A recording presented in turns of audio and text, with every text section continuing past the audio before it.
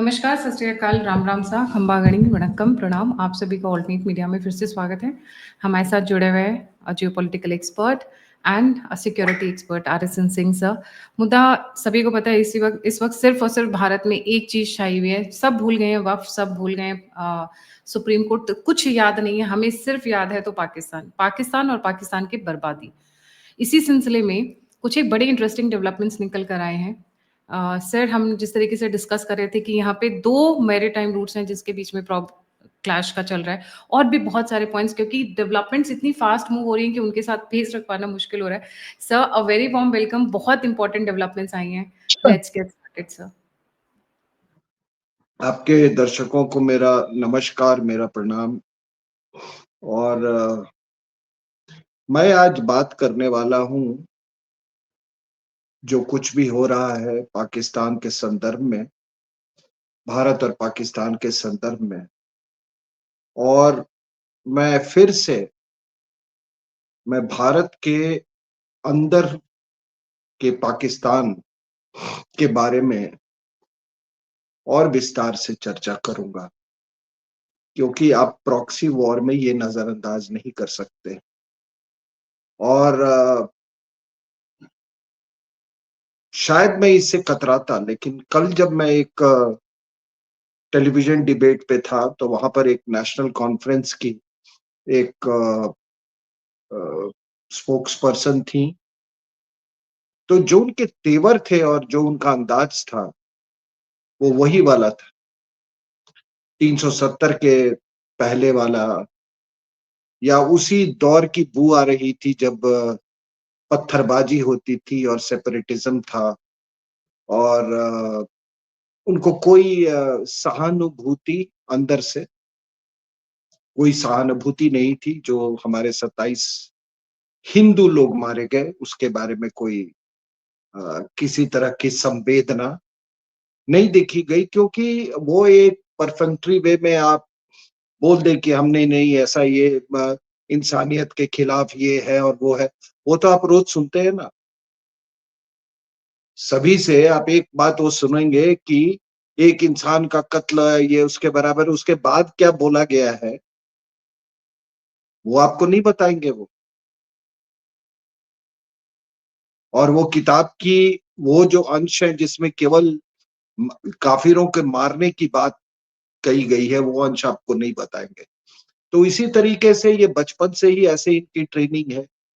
तो कल वो एक बाइनरी बनाना का कोशिश कर रही थी। और वो और वो बाइनरी था कि कश्मीरी स्टूडेंट्स जो हैं उनके साथ उनको लिंच किया जा रहा है, उनको मारा जा रहा है। और जो पहलगांव में हुआ उससे कहीं बड़ी दहशतगर्दी हो रही। This was the binary being made. अब वो रिलेटिवली वो यंग महिला थी। जाहिर सी बात है कि जो उनका पार्टी का ब्रीफ हुआ होगा वो वही वो उसी को वो पैरेट कर रही थी। मेरा कहने का तात्पर्य क्या है, जस्ट गिव मी 1 मिनट। कुछ भी नहीं बदला है। अब हमले के बाद तो सभी बोलेंगे। आपको महबूबा मुफ्ती के बॉडी लैंग्वेज से क्या लगा? मुझे तो ऐसा लगा कि उनको कहीं पर बड़ा इत्मीनान है कि चलो अभी सब कुछ खत्म नहीं हुआ, अभी अभी भी जिहाद की चिंगारी है, या जिहाद की अभी भी आग लगाई जा सकती है। और वो सब इंसानियत की वो हुई है और हम बहुत शर्मिंदा हैं, वो सब अपनी जगह पे। वो कल जो उसका वक्तव्य था, और आप एनडीटीवी में कभी उसको उठा के देख लेना। I lost my shirt, because भाई इस तरह के मतलब असंवेदनशीलता हिंदू, उनके प्रति जो लोग हिंदू भाई लोग हमारे शहीद हुए उनके प्रति, मतलब एक महिला होके ये एक बहुत ही मेरे लिए एक बहुत कड़वा अनुभव था। और कड़वा इसलिए हुआ क्योंकि मैंने सोचा था कि शायद कुछ हृदय परिवर्तन हुआ होगा। और इसी बीच आपने कल आज देखा कि वो किस तरीके से वो जो ये जिपिंग जो वो करवा रहा था, सोचो उस पर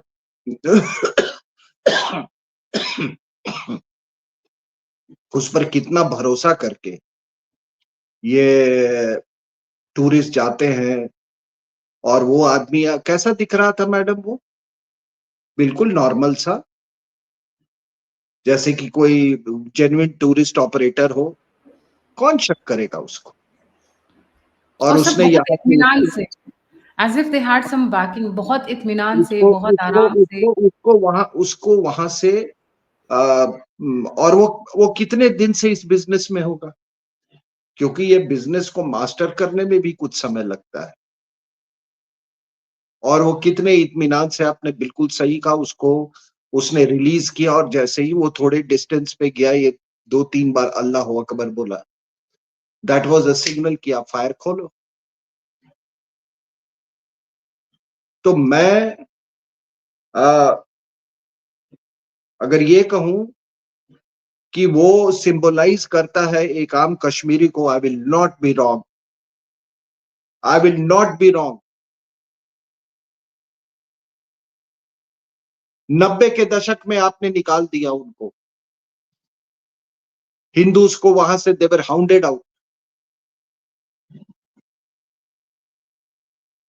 और फिर क्या होता है कि जब 370 हटता है और थोड़ा सा इनको ये अप्रीहेंशन हुआ कि ऐसा नहीं कि बाहर के हिंदू आके यहाँ पर बसने लगे, तो जो बेचारे कोई ढाबा चला रहा था, कृष्णा ढाबा, कोई ज्वेलरी का शॉप सालों से चला रहा था, उसको इन्होंने मारा। ये उस ये उस तरह के लोग हैं कि ऐसी जिहादी वारदात देने के बाद ये अपनी मां को भी जाके रेप कर सकते हैं ये लोग।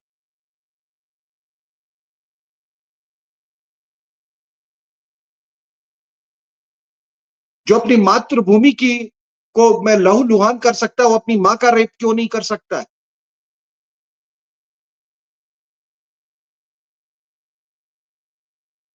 तो आपने 90 के दशक में इनको निकाला।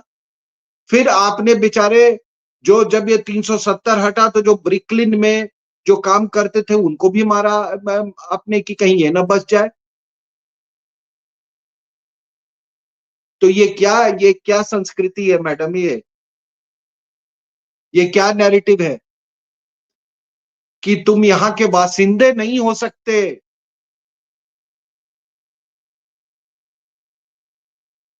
तुमको अगर बासिंदा होना है तो मुसलमान बनना पड़ेगा।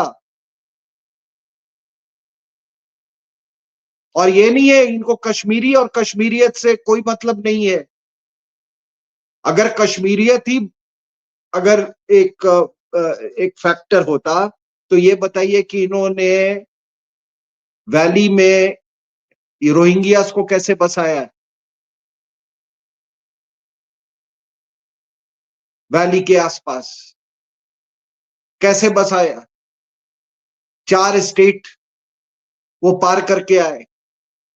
और क्या ये अब्दुल्ला अजहर मुफ्ती इसको मालूम नहीं है कि तुमने क्या किया था?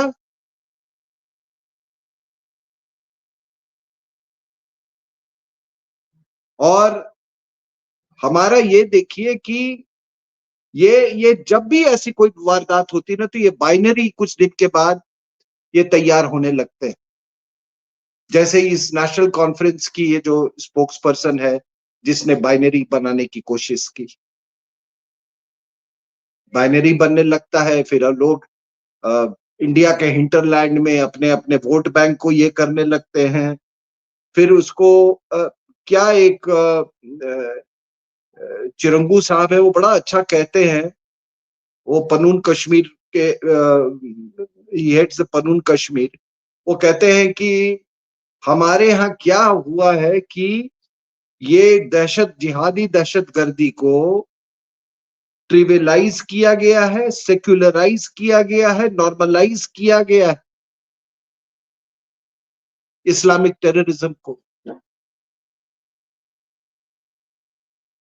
आप देखो ना, कोई नेता कोई कह रहा है कि ये हुआ ही नहीं है, कोई एक नेता बोल रहा है कि भाई धर्म पूछने और पैंट उतरवाने का किसके पास टाइम होता अपना अपना,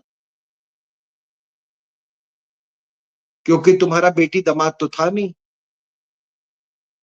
तुम्हारा बेटी दामाद होता और उसका पैंट उतरवा, और शायद तुम्हारा भी कल कोई पैंट उतरवाए, और तुमको तो गोली भी दिखाने की जरूरत नहीं पड़ेगी, तुम ऐसे ही पैंट उतार दोगे क्योंकि तुम चरित्रहीन आदमी हो।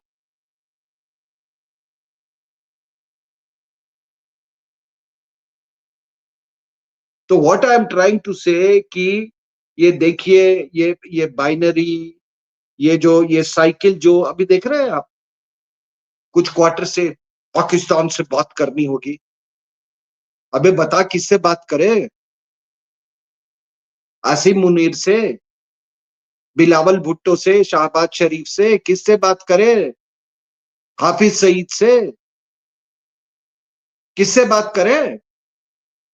The prime minister of India should talk to Asim Munir कि नहीं नहीं, आपका कहना बहुत गलत था, हम दो सिविलाइजेशंस नहीं, हम एक ही सिविलाइजेशन है, किससे बात करें? और एक बात आपने देखा ये कि इनकी जो पैठ जो है, जो मैं अंदर की पाकिस्तान की, भाई ये कौन लोग पॉलिटिक्स में है, एकेडमिया में है, वो अ, आपके जुडिशरी में है, सभी जगह ये फैले हुए, इनका पेनिट्रेशन है, बॉलीवुड में है। और धीरे धीरे जैसे ही थोड़ा सा खून सूखने लगता है, ये बाइनरी बनाना शुरू कर देते हैं। फिर ये टॉक करें, कहते हैं ना कि दहशतगर्दी, फिर टॉक, फिर दहशत, ये साइकिल चलता रहता था। मोदी साहब ने उरी और पुलवामा करके उस साइकिल को तोड़ा, इसलिए मोदी साहब से इनको बहुत नफरत है। तभी तो वो मारने के पहले उसने बोला कि मोदी को जाके बोलो। मोदी ने क्या किया तुम्हारा? मोदी ने देश हित में 370 हटाया। और अगर तुमको पाकिस्तान से इतना अगर लगाव है, तो फिर हिंदुस्तान में जीने का कोई हक नहीं, अगर वहां नहीं जा सकते हो तो। It is as simple as that. कई लोग इंटेलिजेंस फेलियर की बात करते हैं। मैंने वो सर्वाइवर से उससे मैंने देखा भी, उसने कहा कि within 20-25 minutes the army had cordoned the entire area. अब भाई, आप लोगों ने कहा कि यार हमारे लोग हैं, 370 हटा दिया गया है, एक यूनियन टेरिटरी है, यहां पर हम खुशहाली बहाल करें, टूरिज्म बहाल करें, टूरिज्म पनपेगा तो आर्थिक स्थिति लोगों की मजबूत होगी, आर्थिक स्थिति मजबूत होगी तो वो दहशतगर्दी की राह छोड़ देंगे। माफ कीजिएगा, ऐसा होता नहीं है, खास करके इन लोगों को लेकर। इनको आर्थिक उन्नति या किसी चीज से इनको इनको जिहाद से बीन नहीं किया जा सकता है।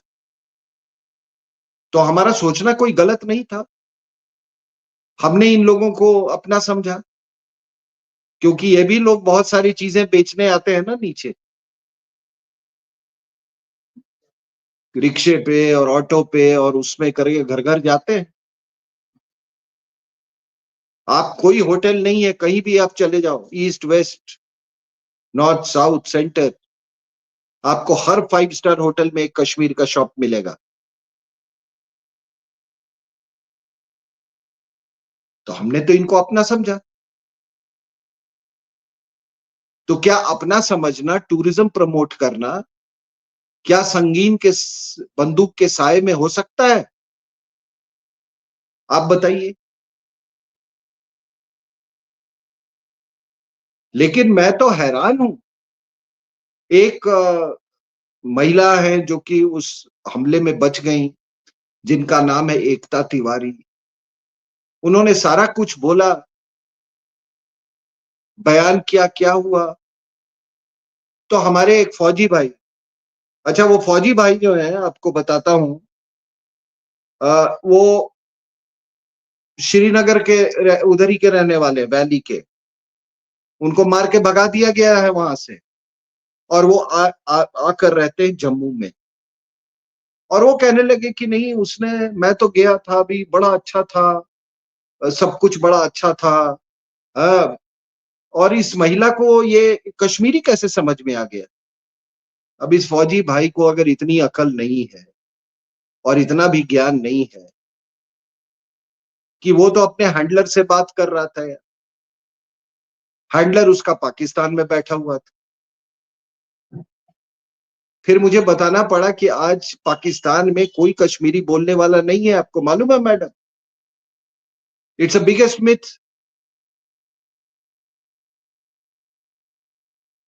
पहले तो कश्मीरी है ही नहीं है, जितना ये मीरपुर, कोटली, बिम्बर, ये जो पूरा इलाका जो है, वहां पे कोई कश्मीरी नहीं है।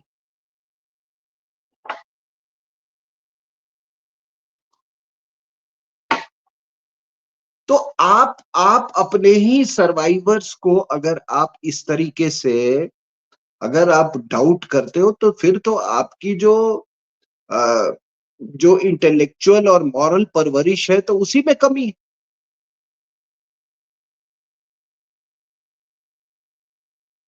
तो अब क्या होता है कि ये देखिए, अ, उसके साथ ये क्या बोलते हैं, अ, हाँ, एक बात जरूर याद रखिएगा कि कोई भी जो मुख्यमंत्री हुआ है जेएनके का, पहले या अभी, उसके तार आईएसआई से जुड़े रहते हैं। और आप देखोगे कि कश्मीर का जो भी मुख्यमंत्री होगा, वो लंदन के बहुत फ्रीक्वेंट ट्रिप्स मारता है, और वहां इनकी मीटिंग होती है। तो Asim Munir is not an unknown commodity, as far as Mehbooba Abdullah are concern.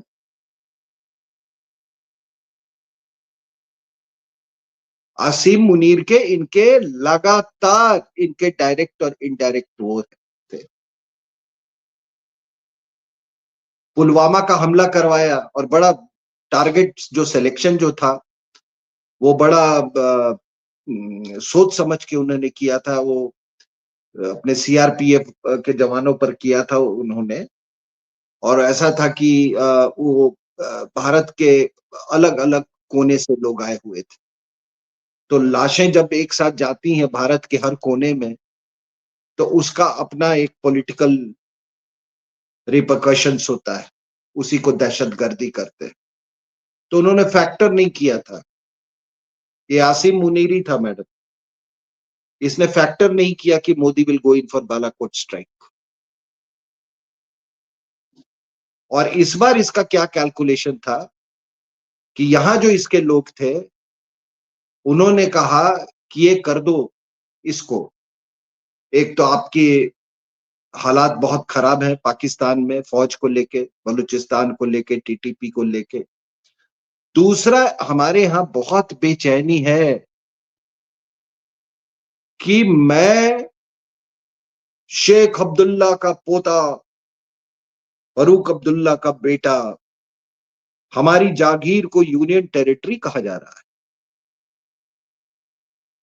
तो ये हमला करो, और ऐसे टाइम पे करो कि जब जेडी वांस यहां पे आया हुआ है। और जेडी वांस आएगा, इशू जो है इंटरनेशनलाइज हो जाएगा, और फिर हम स्टेटहुड की डिमांड करेंगे। तो इसके दो फायदे होंगे कि ये आप अपने हिंदुओं, एंटी हिंदू थीम पर आप वहां के फौज और जिहादी और ये बलूची इन सबको मोबिलाइज कर लोगे। और यहां पर भी हमारा काम हो जाएगा। तभी तो दुल्लत साहब ने स्टेटहुड का अभी डिमांड किया। वो क्या है उनका बयान आपने सुना ना? वो कहते हैं कि this is not the time for war and this is the time for giving back them the statehood. But sir, Omar Abdullah ने तो उस बयान के उस अपने स्टेट असेंबली में बोला है कि अगर 26 लाशों पर स्टेटहुड बनता है तो मुझे नहीं चाहिए, ऐसा करके भी एक बयान दिया उमर अब्दुल्ला ने। और फारूक नहीं अब्दुल्ला मैं के बयान आज, से बैक टू बैक अरे अजीबोगरीब से आए। वो छोड़िए मैम, ये वो बात, लेकिन आज आज इनका ये है। दूसरी बात आपको मैं एक और बात बता दूं कि अ, और भी जगह मैंने ये बात कही है और आज फिर से दोहराऊंगा कि जुडिशरी जब कोई स्ट्रेटेजिक और जियो पॉलिटिकल मैटर्स में इंटरवीन करने लगती है, मतलब दो इश्यूज जिसमें जियो पॉलिटिकल वो है, केवल कॉन्स्टिट्यूशनल नहीं की बात कर रहा हूं, तो उसका परिणाम यही होता है। आपने ये जो पुराने चीफ जस्टिस थे, आप मतलब जो आपका टोन और टेनर था कि 3 महीने के अंदर में चुनाव होना चाहिए, तो चुनाव होना चाहिए। अरे भाई, ये एक स्टेट था जो कोई एक स्पेशल अरेंजमेंट था 370 का। दूसरा एक फ्रॉड और इलीगल अरेंजमेंट था 35A का। इत उस स्टेट उसका जो है उसको स्प्लिट कर दिया गया। लद्दाख एक यूनियन टेरिटरी बन गया, जेके एक अलग यूनियन टेरिटरी बन गई।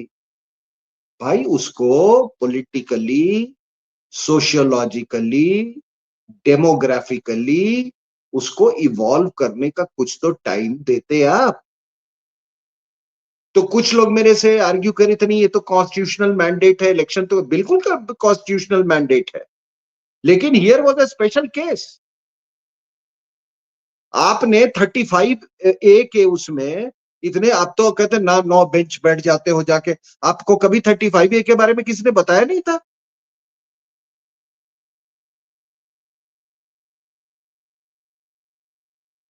आपने इतने बड़े फ्रॉड का कभी सुओ मोटो वो नहीं लिया था? आपको सब मालूम था, आपको सब मालूम था।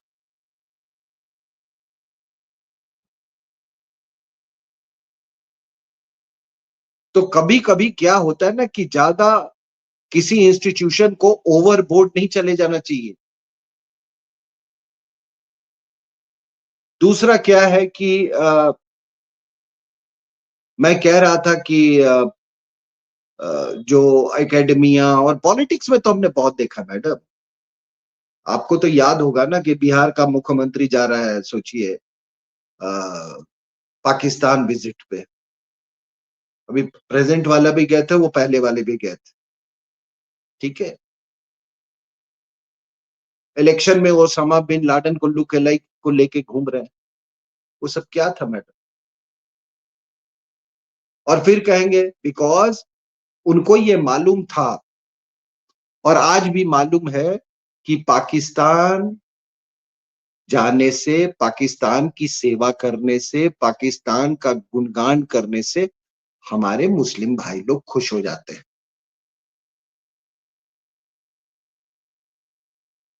और एक बहुत बड़ी कॉन्स्टिट्यूएंसी है ये भी हमारे मुस्लिम भाइयों में, कि पाकिस्तान को गाली दे दो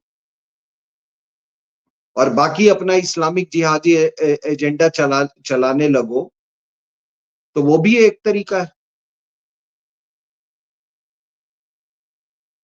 कितने लोग अंदर से खुश हैं कि ये चाहते हैं कि इसके खिलाफ कार्रवाई हो, मुझे नहीं मालूम। लेकिन इनको अगर ऐसा नहीं होता तो आज बताइए आप कि ये पेगासस वाले इशू पे, स्पाईवेयर पे, ये क्यों ये लोग गए थे? कपिल सिब्बल उसमें भी थे और जज ने बिल्कुल बोला कि ये सिक्योरिटी के लिए है। आपको तकलीफ क्या है? मुझे मालूम है तकलीफ क्या है, लेकिन मैं इस प्रोग्राम में नहीं बोलूंगा।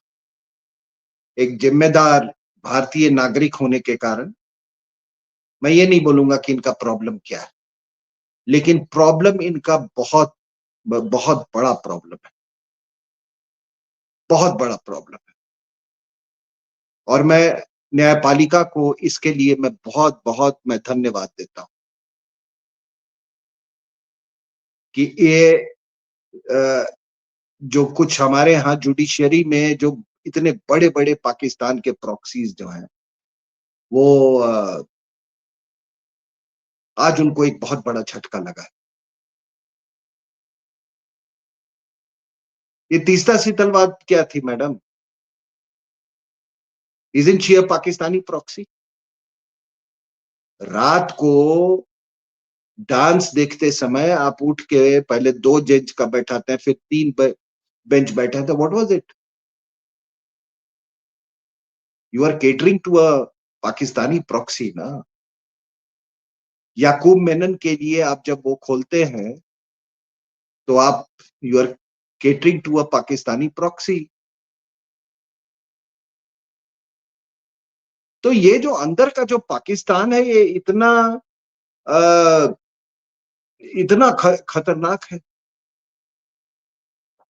अभी आप देखो, एक और आपको मैं बताता हूं। आज अभी मैं पढ़ रहा था, जो popular front of India PFI का जो चीफ है ओएमएस सलाम, उसको अभी 3 दिन की कस्टोडियल वो पेरोल दी गई।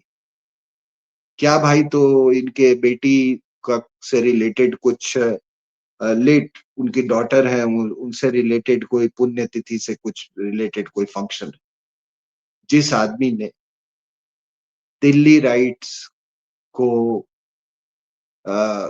जो इंजीनियर किया दिल्ली राइट्स को, जो ऑर्गेनाइजेशन जिसका अलकायदा से लिंक हो, और मैं ये नहीं कह रहा हूं, please read the Kerala high court judgment on this.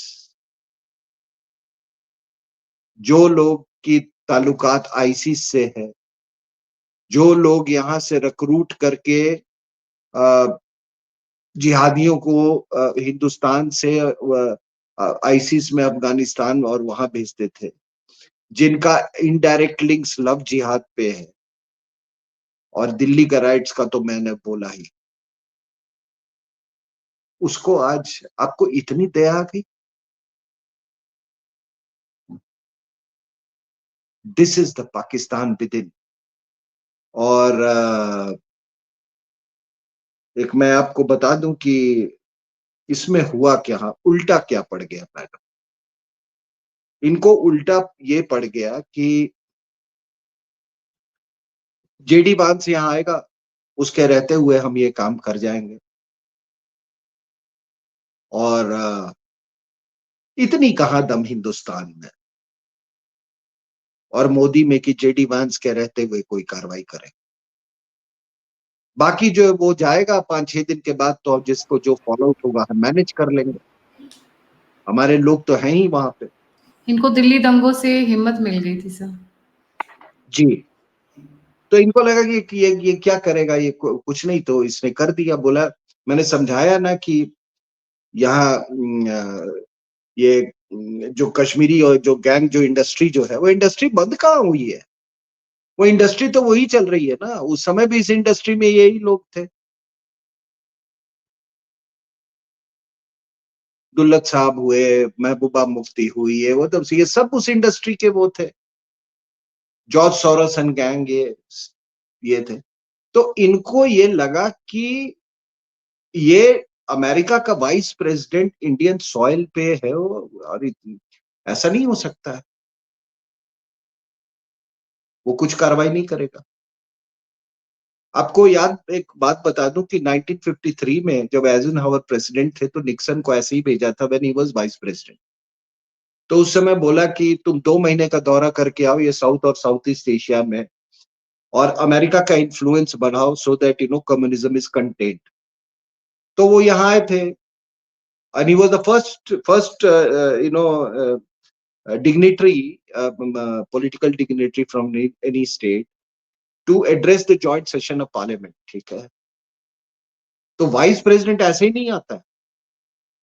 Vice president कुछ वो भी सोच समझ के कुछ डिप्लोमेटिक एजेंडा को लेके आता है।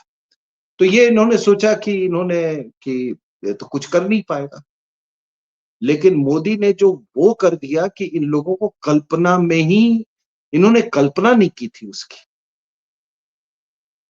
और मैंने आपको उस दिन कहा था, आपके साथ प्रोग्राम किया था, कि उसने बोला पानी बंद कर दूंगा तुम्हारा, मैं सस्पेंड करता हूं। अब वो कह रहे कि भाई उन्होंने तो कैलकुलेट किया था कि ये तो अमेरिका के द्वारा ब्रोकर्ड है, अमेरिका ऑब्लिक वर्ल्ड बैंक, ठीक है, कि ब्रोकर्ड है, ये तो करेगा नहीं। अब ये जब वाटर बॉम्ब इसने अनलिश किया है, now it has become madam जिहाद वर्सेस वाटर। जैसे अफगानिस्तान में लड़ाई हुई थी ना, जिहाद versus communism, now it has become jihad versus water, and now we will see as to who prevails।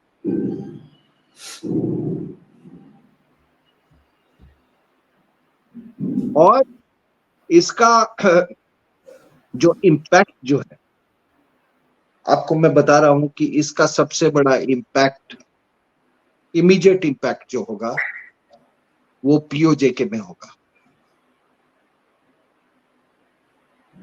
Gilgit Pakistan जो पीओजे का हिस्सा है उस पर होगा, तो चाइना पाकिस्तान इकोनॉमिक कॉरिडोर पे होगा।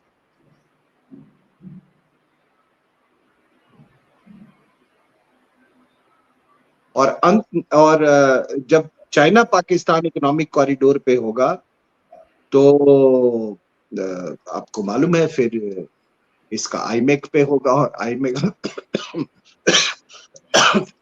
फिर IMEC India middle east Europe corridor versus BRI oblique China Pakistan economic corridor, उसके ये होगा। दोनों को एग्जिस्ट नहीं कर सकते हैं, ये जान लीजिए। और अगर पाकिस्तान को तोड़ना भी पड़े तो चाइना पाकिस्तान इकोनॉमिक कॉरिडोर को खत्म करने के लिए तो जितने जो इंटरनेशनल पावर्स ऑफ रेकनिंग आज के दिन में हैं, वो पाकिस्तान को तोड़ने में परहेज नहीं करेंगे। इसीलिए मैं कहता हूं कि 1 मिनट, ये समर्स में मुझे ये I get this some kind of an allergy, and anyway, so ये मैंने कहा कि it is IMEC versus China Pakistan economic corridor. और ये सऊदी अरेबिया के विजिट में ये आईमेक बिल्कुल बहुत बड़ा, मतलब एक मेन एजेंडे पे था ये। अब मैं आपका ध्यान कुछ एक तरफ आकर्षित करता हूं मैं। Sir, before we go on the IMEC वाला पार्ट, एक चीज पे मैं चाह रही थी, इसका मतलब अब्दुल्लास लंदन इसलिए जाते हैं, कराची से वहां लोग आते हैं, श्रीनगर से वहां लोग जाते हैं, और वहां पे मीटिंग ग्राउंड बन जाता है। So there is a London Karachi Srinagar link, अगर मैं कहूँ तो London Karachi, all the 75 years in the past। वो लंदन, हाँ बिल्कुल सही है, London Islamabad Srinagar London link. Islamabad Srinagar, right. तो ये क्या ऑक्सफोर्ड में पढ़ाई करने जाता है क्या वहां पे? सर, ये सारे कश्मीर वाले ऑक्सफोर्ड ही जाते हैं, इनको और कोई यूनिवर्सिटी एडमिशन नहीं देती है क्या, या वो आसान हो जाता है? अरे ये आज सुबह मैंने इमरान आसिम मुनीर के कुछ एक एक्स्ट्रा मैरिटल अफेयर्स के बारे में मैंने बात की थी, तो पता चला Imran Khan and Benazir Bhutto also had affair, they were both in the same place, yeah, Oxford only. that is a very well known fact anyway। तो मैं कह रहा था कि क्या है कि आप लोग एक बात नहीं समझते हैं, और वो बात है कि मुनीर के स्पीच का बहुत बहुत तगड़ा रेजोनेंस हुआ कश्मीर में। वो मुनीर को मानते हैं, मोदी को नहीं। वो मुनीर को मानते हैं, ओमर अब्दुल्ला को नहीं। ओमर अब्दुल्ला के साथ तो एक पॉलिटिकल सेटिंग है, और वो पॉलिटिकल सेटिंग का एक हिस्सा है कि आप, या किसी से भी, किसी पॉलिटिशियंस के, कि आप हमारे जिहादी, पाकिस्तान स्पॉन्सर्ड जिहाद में हमको कितना मदद करोगे।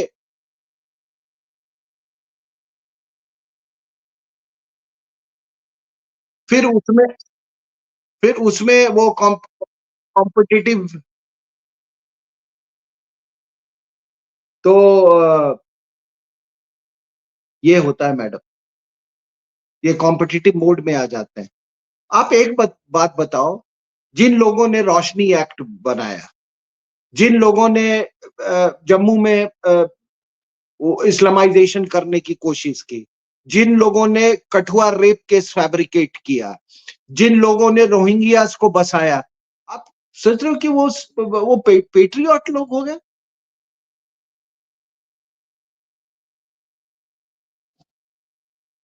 जिस समय हिंदुओं का पलायन हुआ था, उसके एक बड़े, मतलब very mysteriously, Abdullah went abroad, एक रिजाइन करके एक दिन पहले। तो अभी क्या हुआ है मैडम कि ये देखिए, ये तो जब उसने, अच्छा एक आप बात बताइए कि जब उसने वो स्पीच दिया, तो आपने मेरे साथ उसके बाद 2 प्रोग्राम किए, और मैंने दोनों बार बोला कि मैं किसी और चीज पे बात नहीं करूंगा, मैं आसिम मुनीर के स्पीच पे बात करूंगा।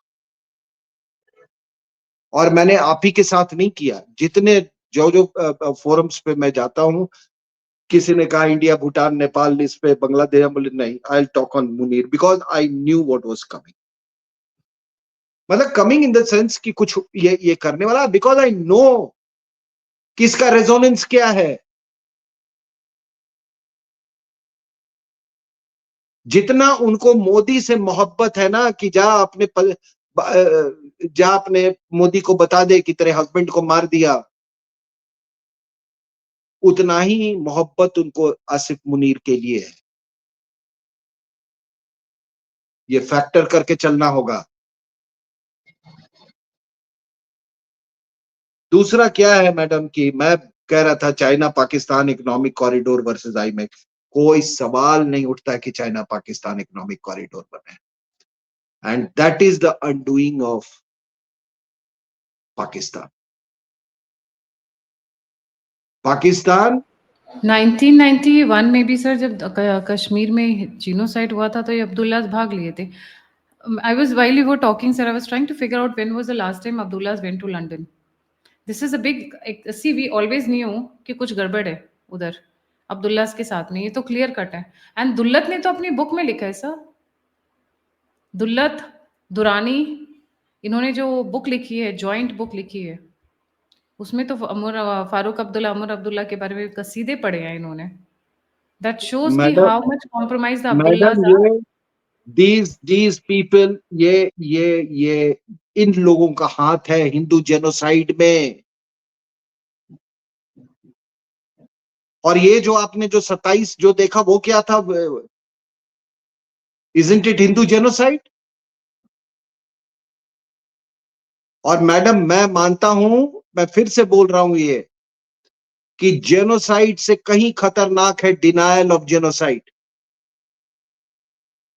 और वो डिनायल ऑफ जेनोसाइड के जो जो लोग भी मतलब उसमें इन्वॉल्व है, चाहे वो लॉयर हो, चाहे वो जज हो, चाहे ये, मैं मोदी साहब से कहूंगा, इनको पहले इनको दुरुस्त करो, इनको अंदर भेजो। रॉबर्ट वाड्रा ने तो आपको एक रीजन दे दिया कि क्यों हुआ ये जेनोसाइड। उधर सिद्धारमैया कुछ बोल रहा है। तो मुझे we can deal with Pakistan, I am telling you, और होगा। पानी रोक दिया ना, आगे भी बहुत कुछ होगा। लेकिन इनसे आप कैसे डील करोगे? तो हिंदू के लिए तो अच्छा है, हिंदू दोनों तरफ से मारा जा रहा है। एक तरफ से जेनोसाइड हो रहा है, दूसरी तरफ से डिनायल ऑफ जेनोसाइड है। वो उसके बीच में पिस रहा है। But coming back to China Pakistan economic corridor versus IMEC, ये जान लीजिए कि ये कभी नहीं बनेगा। और इसके लिए चाहे पाकिस्तान को तोड़ना पड़े, और पाकिस्तान टूटने के कागार पे है। लोग चाहते हैं अंदर से कि पाकिस्तान के अंदर के ही लोग चाहते हैं कि टूट जाए। आप एक बात बताइए कि ये बताइए कि तालिबान तहरीके तालिबान पाकिस्तान, क्या उसको अफगान तालिबान का सपोर्ट नहीं है? अगर उसको अफगान तालिबान का सपोर्ट है तो उसको पश्तून्स का सपोर्ट नहीं है। और फिर क्या मिलिट्री उनके लॉयल्टी पर कभी भरोसा कर सकता है? वो तो कह रहे हैं वो तो कह रहे हैं कि भाई, तुमने तो हमको एज कैनन फॉडर इस्तेमाल किया, हमसे ग्लोबल जिहाद के नाम पर हमसे कुर्बानियां ली, हमारे बच्चों को सुसाइड बॉम्बर बना दिया, और फिर हमको अमेरिकन से ठुकवाया, हमको ड्रोन करवाया, और अब तुम ये हमको बिल्कुल जेटिसन कर दिया तुमने। तुम किस तरह के मुसलमान हो? तुम तो शरीयत भी नहीं लागू कर रहे हो। और तुम कहाँ के मुसलमान? हम तो तुम्हारे वो व्हाट दे से कि अरे ये पंजाबियों को, अरे तुमको मार मार के तो हमने मुसलमान बनाया, तुम तो हमारी पैदाइश हो। दैट इज व्हाट दे से। तो ये डूरेंट लाइन किस बात का? तो पाकिस्तान बिल्कुल टूटने के कगार पे है। और ये मैडम, जो इंटरनेशनल कम्युनिटी का जो ये साइलेंस है या इनडिफरेंस है मुझसे, this non committal approach, indifference and silence, ये जान लीजिए बहुत खतरनाक है। ये बहुत खतरनाक है मैडम। वरना आप आज के पहले, अगर 10 साल पहले अगर इंडस वाटर ट्रीटी को आप छेड़ते ना, तो आपको धमकी दी जाती, चाहे बाइडेन एडमिनिस्ट्रेशन में ही कर लेते, तो कि आप पर ऐसा सैंक्शंस लगा देंगे कि जिंदगी भर याद रखोगे। लेकिन आज हमारी वो आर्थिक स्थिति ऐसी है, हमारा जियो पॉलिटिकल हेफ्ट इतना है, कुछ जो जियो स्ट्रेटेजिक आर्किटेक्चर जो है वो इस तरीके से इवॉल्व किया है, ठीक है ना, कि आज हमने जो किया सो कर दिया, और आगे भी जो करना होगा वो होगा ही।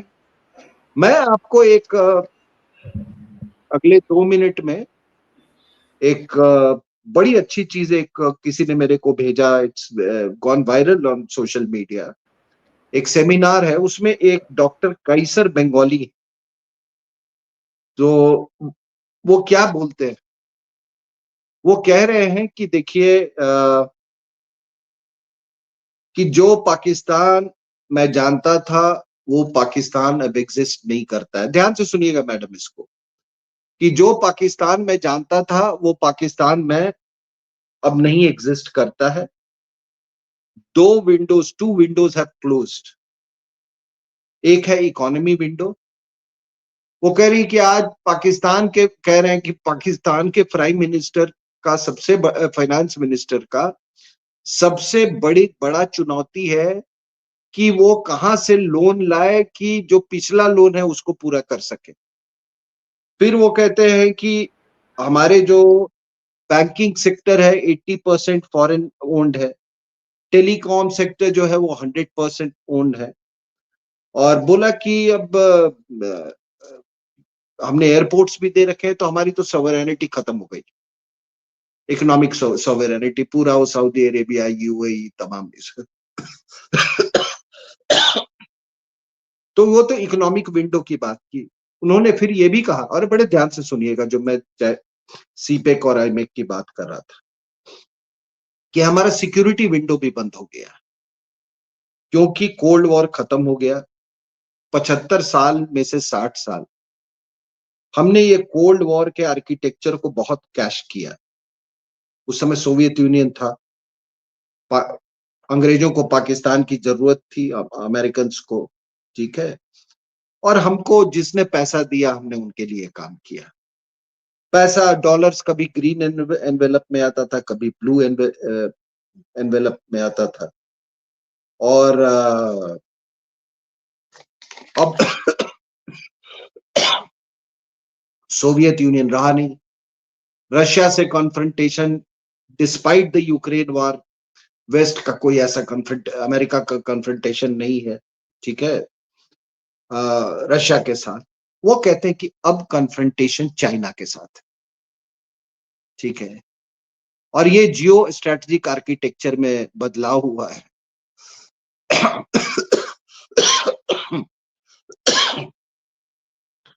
तो और चाइना के साथ कॉन्फ्रंटेशन के लिए, और as a counter point in my words, the US needs India not Pakistan, ठीक है ना। तो कहता है कि अब कुछ लड़ने को रह ही नहीं गया पाकिस्तान के फौज के पास, तो क्या करेगी, तो बिजनेस करेंगे। और उन्होंने कहा कि पाकिस्तान अब एग्रीकल्चर भी करना चाहता है, तो उन्होंने पंजाब में 1800 एकड़ मांगा। Then very interesting thing he says कि हमारे देश में cantonment colonialism, mark these words, cantonment colonialism has replaced British colonialism. तो जो मैं कह रहा था कि यही स्थिति है पंजाब, ये वो बिल्कुल सही कह रहा है।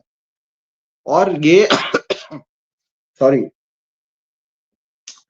जो आईमेक और मैं इसकी जो बात कर रहा था, चाइना पाकिस्तान इकोनॉमिक कॉरिडोर की,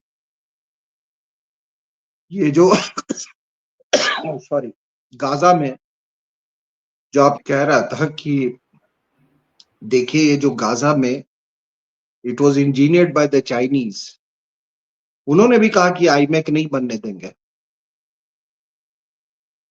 तो गाजा वालों को बोला कि भाई तुम ये पूरे रीजन को, उस जहां से पास करने वाला हो रीजन को डिस्टर्ब कर दो, और आईमेक अपने आप रुक जाएगा, बिकॉज उनकी ऑलरेडी इन्वेस्टमेंट हो चुकी है चाइनीज की सीपेक पे। तो वो उल्टा पड़ गया। अब इन्होंने कहा कि भैया ऐसा है कि फिर शायद उन लोगों ने सोचा होगा, चाइनीज ने, कि ये कश्मीर में करवा दो तो इंडिया जो है ऑलरेडी आईमेक का जो जो बॉस बना हुआ है, वो डिसुएड हो जाएगा। तो शायद चाइनीज ने भी करवाया है आसिम मुनीर से, तो ये भी उल्टा पड़ गया है। So this is what is the overall scenario जो मैं आपके सामने पेश करना चाहता था। और आखिरी में मैं आपको बता दूं, मैंने शुरुआत की थी अंदर के पाकिस्तान से। अंदर का पाकिस्तान हमेशा था। 1946 इलेक्शंस हुए, आपको मालूम है ये सब कि 86% of the Muslims they voted for Muslim league. वो गए नहीं, जो ये ज्यादा लोग यहीं रुक गए। तमिलनाडु में आपको मालूम है कि 100% seats the Muslims had given to Muslim League. Bombay province में 100%, यूपी में कोई 86%, ऐसे ऐसे करके मतलब था ये। तो वो गए नहीं। तो हुआ क्या मैडम कि जब ये ट्रांसफर ऑफ पावर हुआ और पाकिस्तान बन गया, अच्छा, जाने से पहले बहुत ये आपके पोएट्स बहुत सारे ये तो जैसे ये क्या ये कैफी आजमी ने लिखा था कि अगली ईद पाकिस्तान में, कई लोग थे, शायर लोग गए तो वहां अब वो तो इस्लाम के नाम पे बना हुआ, तो इस्लाम के नाम में, इस्लाम में तो कोई क्रिएटिविटी नाम की चीज है नहीं। वो तो इनका हिंदू हिंदू इनका पास्ट है और बाप दादा का कुछ बचा हुआ संस्कार है कि ये भारत में आए और भारत में ये वो लिखना शुरू किया इन्होंने, तो भाई बॉलीवुड में घुस गए ये। और बॉलीवुड में आने के बाद इनको ये लगता था कि एक सेंस ऑफ गिल्ट था कि यार मुसलमान के नाम पर ये बना पाकिस्तान, ये हमको लोग क्या सोचेंगे, मतलब एक नफरत की भाव से देखेंगे। तो यूसुफ खान बन गया, दिलीप कुमार, मधुबाला बन गई, कुछ वो भी कुछ मुसलमान नाम था, मीना कुमारी, ये सब और बाकी ये सारे, और बाकी जो थे अपना एजेंडा चलाने के लिए ये लेफ्टिस्ट बन गए। एक प्रोग्रेसिव राइटर्स एसोसिएशन, ये सब लाहौर के थे, सब देखिए नहीं लाहौर के। अब हुआ क्या कि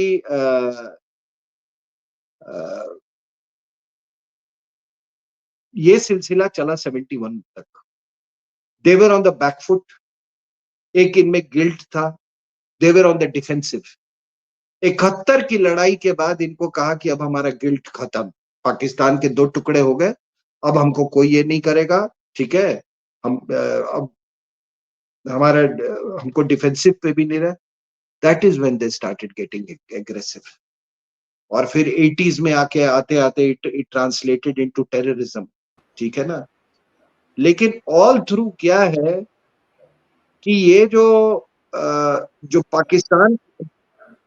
पाकिस्तान में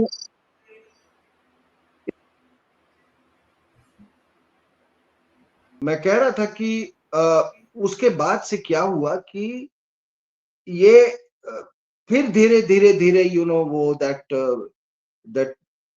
Pakistan in India came on its own, फिर प्रॉक्सी वॉर शुरू हो गया।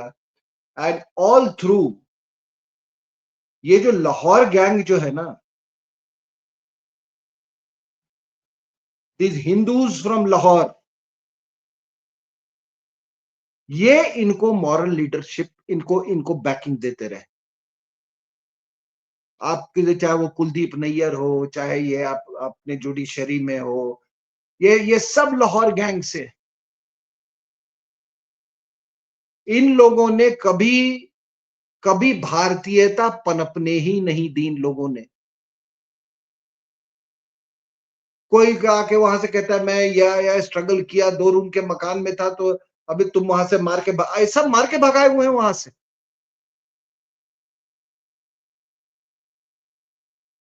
शाहरुख ये खान है की पूरी फैमिली भी तो कहानी, उन्हीं में से ही है। About about Pakistan within India. आज भी एक लाहौर गैंग वाला पहुंचा हुआ था ना वहां पे सुप्रीम कुलकर्णी, कोर्ट में। कुलकर्णी बॉलीवुड का एक बंदा वो पहुंचा हुआ था 3 इडियट्स मूवी तो में आपको आमिर सारा आमिर सारा खान ये के जो साथ। लाहौर गैंग है ना, लाहौर और एक्सटेंडेड गैंग, इन लोगों ने ये सस्टेन कर रखा है, सस्टेन किया है इसको, that Pakistan within India. Glamorising lot of things उसके बाद। पर सर एक क्वेश्चन इससे पहले कि मैं भूल जाऊं, सर मैं जानना चाहती हूँ। मैं आयरन अपनी लेडी बात का यही समाप्त करता हूं। जी, इंदिरा गांधी को आयरन लेडी कहा जाता है। आरवीएस मनी जी और उनके साथ सिंह सर जो जो झटका के लिए जाने जाते हैं, they are working on book, और उन्होंने बहुत सारे क्रिटिकल चीज़ें निकाली हुई है, बहुत सारे क्रिटिकल रिसर्च की हुई है, जिसके हिसाब से ये पता चलता है कि Indira Gandhi deliberately made to Islamic nation. शिनियों के उधर भी इस्लाम आएगा ही आएगा, ऐसा नहीं है कि वो इस चीज़ से वाकिफ नहीं थी, बांग्लादेश की तरफ। एंड काफ़ी हद तक I don't know why the logic adds to what they say, ये जानबूझ के क्रिएट किया गया है कि दोनों तरफ भारत के रहे एंड मूविंग इनवर्ड्स इस्लाम गजवाए हिंद उस टाइप में। क्योंकि जिस तरीके से उन्होंने हाउंड किया मानेक शॉ को, और जिन लोगों ने उस वक्त वेस्टर्न पाकिस्तान बॉर्डर देख रहे थे, उनको बोला गया था कि जो टेरिटरी है जाने दो, यहाँ पर बांग्लादेश क्रिएट होने दो, इस नहीं तरीके की। देखिए, मैं मिसेस गांधी का क्या था कि she felt terribly vulnerable, she was, उनमें एम्बिशन जो है इनके पिताजी ने कूट कूट के भर दिया था। अब Lal Bahadur Shastri was killed in Tashkent to make way for her, तो she was being blackmailed by the Soviet Union, ठीक है ना। इसमें इट्स एन ओपन सीक्रेट, तो जितने दिन रही वो she was blackmailed by the Soviet Union। Blackmail for what sir? अरे किसी को मार के तुमको प्रधानमंत्री बनवाया तो ब्लैकमेल नहीं हुआ होगा उसका? मैं चाहती थी कि आप बोलें सर जी। तो ये तो रहा है, कौन सभी का ऐसे ही है। Sanjay Gandhi, Rajiv Gandhi, they were part these assassinations were all part of political conspiracy। और इसका बड़ा आसान तरीका है कि who benefited from that, वो सर्टन कर ले। जी, understood. Thank you so much sir for joining. Abdullahs का इस्लामाबाद लंदन कश्मीर लिंक निकल कर आ रहा है। 1991 में भी ऐसा ही लिंक निकल कर आया था, जब वहां से हिंदुओं का पलायन हुआ था, जब उनका जीनोसाइड हुआ था। A similar link seems to be emerging. Abdullahs कब गए थे last time? I would request my viewers की कमेंट करिए, गूगल करिए और बताइए last time when was the last time Farooq Abdullah और Omar Abdullah went. We want to know what is this link. Omar Abdullah की खैर पर्सनल लाइफ की फोटोग्राफ्स की मैं बात नहीं कर रही हूँ, उन हार्वर्ड वाली ऑक्सफोर्ड वाली मैडम के साथ जो मिलने जाते हैं। नाउ तो it is open, Nidhi Razdan, now there pictures they have started inviting people openly now, पहले तो छुपम छुपा हो रहा था जी। सो जब जब नहीं, इसका भारत, इसका इसका इसका ये देखिए क्या है कि दुनिया के जितने छटे हुए बदमाश है ना, उन सब का लंदन में कोई ना कोई प्रॉपर्टी है। दुनिया के जितने छटे हुए टेररिस्ट, जितने छटे हुए ये, वो सब के वहां पर एक ठिकाना है। इन लोग का भी वो ठिकाना है। और अगर ऐसे ही वहां पे पाकिस्तानी मेयर बन गया है, क्या उसके मेयर बनने में इन लोगों का सपोर्ट नहीं है?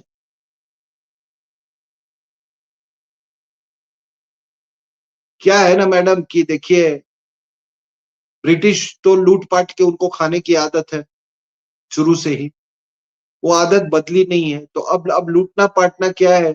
जितना इल गॉटन वेल्थ है, आपके पास $500 मिलियन है, आप जाइए वहां पे, आपका वो बैकग्राउंड भी नहीं चेक करेंगे, कुछ भी नहीं चेक करेंगे, आप कुछ भी कर लो वहां पे जाके। ये तो ट्रम्प आया, थोड़ा इनको चाबी दे रहा है, let's see. That is the most notorious place, Khalistani वहां पे, एलटीटी वाले वहां पे, दुनिया के जितने मतलब ये, मौलाना मसूद अजहर ने यूरोप का रेडिकलाइजेशन भी वहीं से शुरू किया था 92 में।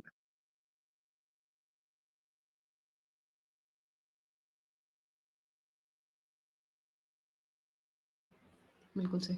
Thank you so much sir for joining. जाने से पहले सभी व्यूअर्स से रिक्वेस्ट है, प्लीज लाइक सब्सक्राइब और शेयर करना ना भूलें।